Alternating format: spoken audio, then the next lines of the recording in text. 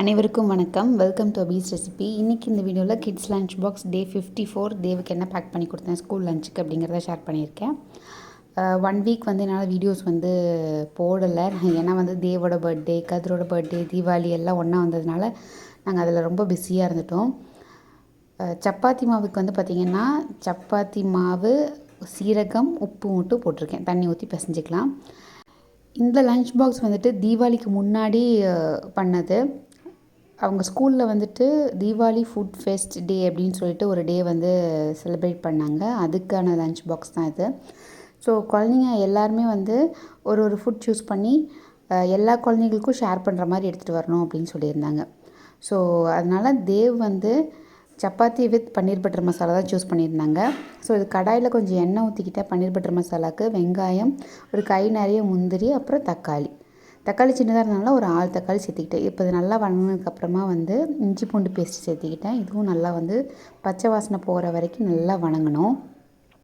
தக்காளி வந்து பார்த்திங்கன்னா எனக்கு அன்றைக்கி நான் ஆப்பிள் தக்காளி கிடைக்கவே இல்லை, புளிப்பு தக்காளி தான் கிடச்சிச்சு. ஸோ வந்து அதை வந்து காம்பன்சேட் பண்ணுற மாதிரி நம்ம காரம் போடணும்.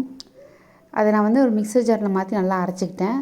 அதே கடாயில் எண்ணெய் ஊற்றி சோம்பு, மராட்டி மொக்கு, அப்புறம் பிரியாணி இலை, மசாலாவுக்கு வந்து பார்த்திங்கன்னா கரம் மசாலா, சீரகத்தூள், சாம்பார் தூள், மஞ்சத்தூள், உப்பு சேர்த்துக்கிட்டேன். இப்போ இது எல்லாமே வந்து வணக்கிக்கலாம். அடிப்பிடிக்காமல் பார்த்துக்கணும். எண்ணெயில் மசாலா போடுறதுனால, இந்த எண்ணெயில் போட்டு மசாலாவை இந்த மாதிரி ஃப்ரை பண்ணுறதுனால ரொம்ப நல்லாயிருக்கும் டேஸ்ட்டு. அதுக்கப்புறம் நம்ம அரைச்சி வச்சுருக்கிற அந்த தேங்காய், வெங்காயம்லாம் அரைச்சி வச்சுருக்கோம் இல்லையா, முந்திரி, அதை வந்து சேர்த்து இதில் வந்து கொதிக்க விட ஆரம்பிக்கலாம்.